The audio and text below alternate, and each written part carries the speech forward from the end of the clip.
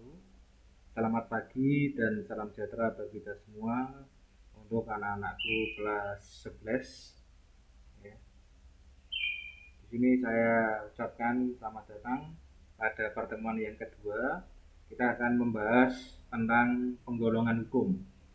Ya, jadi untuk pertemuan yang minggu kemarin kita sudah membahas tentang apa yang dimaksud dengan hukum, tujuan hukum, serta sistem hukum yang ada di Indonesia. Nah, untuk pertemuan yang kedua ini kita melanjutkan dari pertemuan kita yang pertama, yaitu adalah tentang penggolongan hukum. Ya. Nah, di sini penggolongan hukum itu ya, karena kita tahu adalah hukum itu adalah sifatnya itu mengatur seluruh aspek kehidupan manusia. Mengingat aspek kehidupan manusia yang sangat luas, sudah barang tentu ruang lingkup atau cakupan hukum pun juga begitu luas.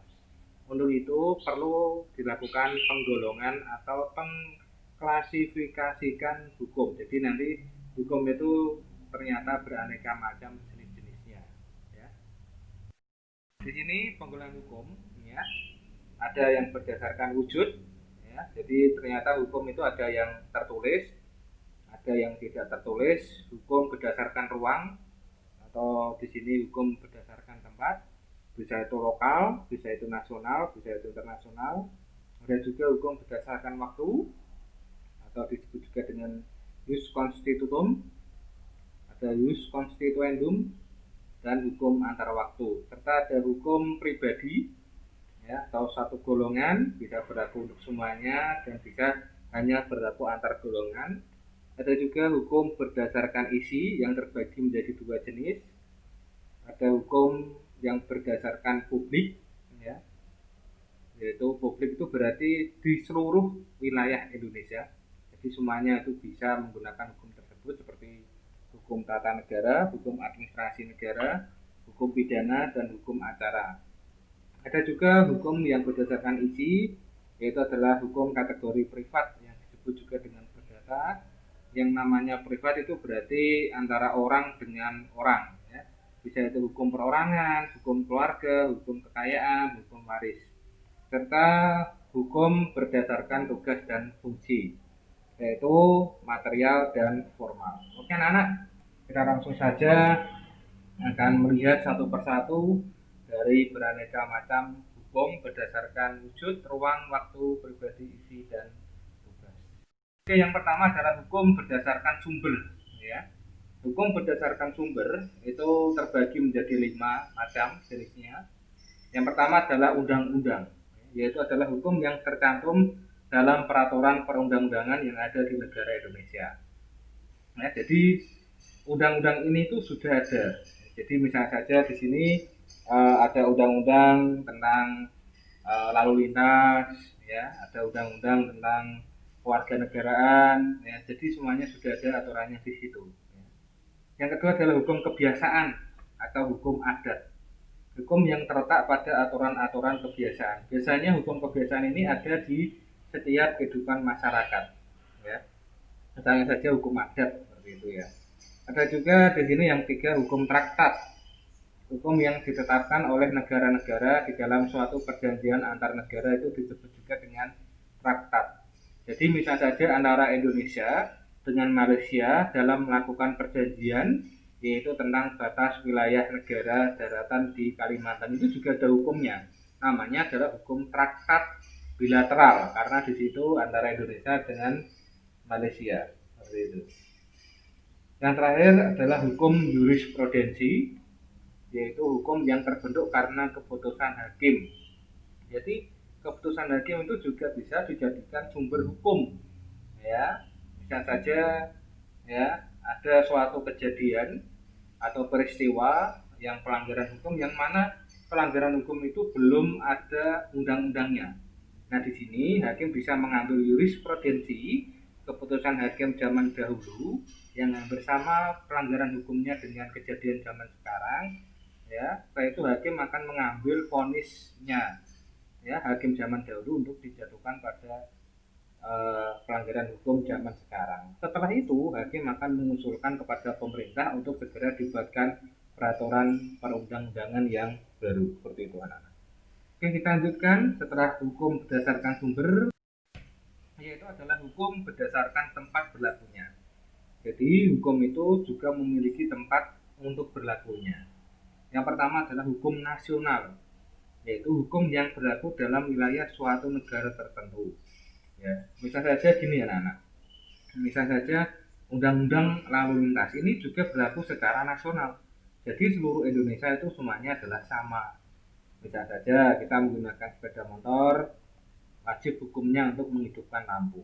Kita pergi kemanapun menggunakan sepeda motor sampai ke wilayah negara Indonesia yang lain itu juga sama. Kita juga harus menghidupkan lampu karena itu sudah ada peraturan hukum secara nasional, undang-undang lalu lintas. Ya. Terus yang kedua adalah hukum internasional, yaitu adalah hukum yang mengatur hubungan hukum antar negara.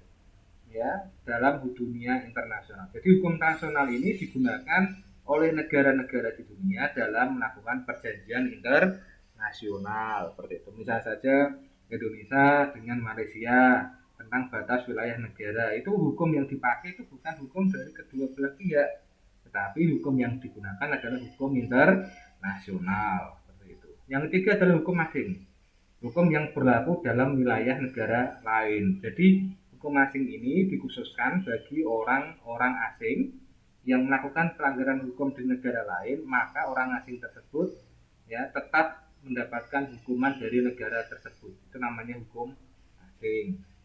Hukum gereja, yaitu kumpulan-kumpulan norma atau peraturan yang ditetapkan oleh gereja untuk para anggotanya. Jadi ini kalau saya simpulkan ini bisa saja hukum tempat ibadah lah ya. Jadi tempat ibadah manapun pasti akan memiliki suatu peraturan ya kepada para umatnya. Bisa saja ada batas suci, jadi kita melepas sepatu, sandal, jangan membunyikan handphone dan lain-lain sebagainya. Itu adalah peraturan hukum berdasarkan tempat berlakunya. Yang ketiga adalah hukum berdasarkan bentuknya. Nah, hukum berdasarkan bentuknya ini ada bentuk hukum yang secara tertulis dan hukum yang tidak tertulis. Ya, hukum yang tertulis adalah hukum yang sudah dikodifikasi atau hukum yang tidak dikodifikasi. Artinya apa, anak-anak? Kalau hukum yang sudah dikodifikasi itu hukum yang sudah disusun lengkap, sistematis, teratur, dan dibukukan sehingga tidak perlu lagi ada peraturan pelaksanaannya. Jadi untuk hukum tertulis yang sudah dikodifikasi ini hukum yang sudah hukum yang sudah maksimal, yang sudah siap untuk melakukan atau melaksanakan peraturan hukum bagi orang yang melanggar hukum. Tapi kalau hukum tertulis yang tidak dikodifikasi ini hukum yang belum komplit, ya, hukum yang belum sempurna, ya, atau hukum yang belum lengkap seperti itu. Jika di sini masih memerlukan peraturan pelaksanaan dalam penerapannya seperti itu. Nah, hukum tidak tertulis yaitu hukum yang hidup dan diyakini oleh warga masyarakat serta dipatuhi dan tidak dibentuk menurut prosedur formal, tetapi lahir dan tumbuh di kalangan masyarakat itu. Jadi hukum ini itu tidak ada secara tertulis, ya. Misalnya apa? Misal saja di sini adalah hukum adat. Hukum itu tidak tertulis, tapi hukum itu diyakini oleh masyarakat dan dipatuhi. Misal saja di sini kita sebagai warga Jawa, ya, orang Jawa misalnya ada tata kromo, ada unggah-ungguh, ya. Bagaimana kita berbicara orang yang lebih tua itu harus bagaimana, ya. Itu ada suatu aturan hukumnya seperti itu. Itu hukum tidak tertulis tetapi kita lakukan, kita laksanakan. Hukum berdasarkan waktunya. Jus constitutum yaitu hukum yang berlaku sekarang bagi suatu masyarakat. Jadi sampai sekarang pun masih berlaku. Misal saja UUD 45, misalnya saja Undang-Undang Dasar Republik Indonesia, ya, atau UUD 45 tadi, itu adalah Undang-Undang Nomor 12 Tahun 2006 tentang Kewarganegaraan, Undang-Undang Nomor 39 Tahun 99 tentang Hak Asasi Manusia, itu sampai sekarang masih berlaku, yang mana itu disebut dengan hukum positif atau jus constitutum. Ada juga jus constituendum, hukum negatif, yaitu hukum yang belum berlaku pada sekarang ini, tapi hukum tersebut akan berlaku di masa yang akan datang. Misalnya apa? Misalnya saja rancangan undang-undang undang. Jadi sampai sekarang ini dia belum berlaku, tapi berlakunya di masa yang akan datang. Seperti itu adalah RUU contohnya. Hukum berdasarkan cara mempertahankannya. Di sini ada hukum material dan ada hukum formal. Hukum material yaitu hukum yang mengatur hubungan antara anggota masyarakat yang berlaku umum tentang hal-hal yang dilarang dan diperbolehkan. Misalnya saja hukum pidana, hukum perdata, hukum dagang, dan sebagainya. Yang kedua adalah hukum formal, yaitu hukum yang mengatur bagaimana cara mempertahankan dan melaksanakan hukum material. Jadi di sini kalau hukum formal ini adalah hukum pelaksanaan dari hukum material. Misalnya saja hukum acara pidana, hukum acara perdata, dan sebagainya. Nah, anak-anak, ada lagi hukum berdasarkan sifatnya, yaitu hukum memaksa dan hukum yang mengatur.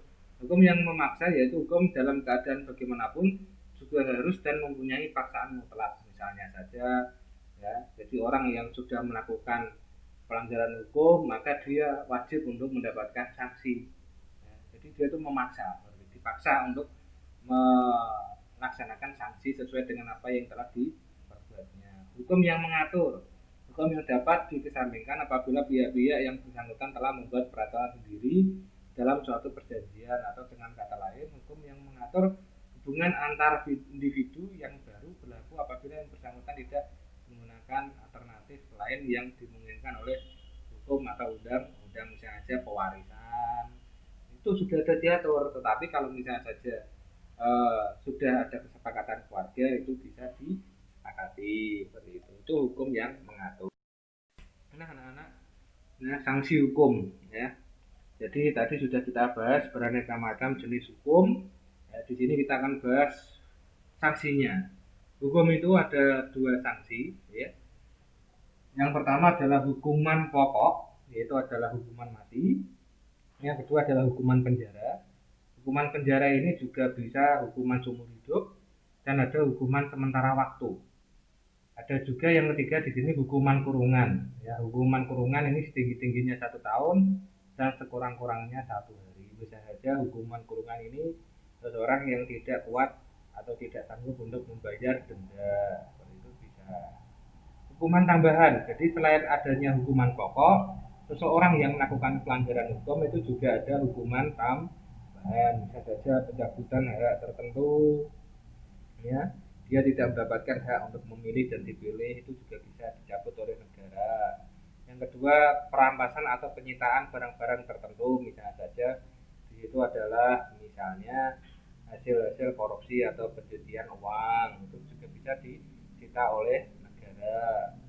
Yang ketiga, pengumuman keputusan hakim, misalnya saja dia sudah dihukum, sudah menjalani hukuman, tetapi dalam proses hukuman ternyata dia melakukan pelanggaran hukum lagi sehingga ada keputusan hakim selanjutnya dan akhirnya dia akan ditambah vonis hukumannya, seperti itu anak-anak ya. Hukum itu ternyata ada dua jenis, ada hukum pidana dan ada hukum perdata. Kalau hukum pidana itu adalah pelanggar hukum pada umumnya segera disikapi oleh pengadilan serta menerima berkas dari polisi yang mengadakan penyelidikan dan penyidikan ya. Jadi hukum pidana ini secara tidak langsung akan merugikan orang lain dan akan merugikan negara. Maka dia akan ditindaklanjuti oleh aparat penegak hukum, oleh bapak-bapak polisi. Hukum perdata adalah pelanggar hukum yang dapat disikapi oleh pengadilan setelah ada pengaduan dari pihak yang merasa dirugikan. Di sini ada pihak yang mengadu penggugat dan ada pihak yang diadukan. Misalnya saja apa? Misalnya saja hutang piutang, itu juga termasuk hukum perdata. Jadi apabila ada yang melapor merasa dirugikan oleh si A, maka nanti akan diselesaikan di pengadilan. Itu adalah hukum perdata. Oke anak-anak kelas 11, mungkin itu yang bisa saya sampaikan untuk materi tentang penggolongan hukum. Mohon maaf apabila ada salah atau tutur kata. Apabila ada yang ditanyakan bisa tanya langsung kepada bapak atau ibu guru yang mengajar kalian. Akhir kata, assalamualaikum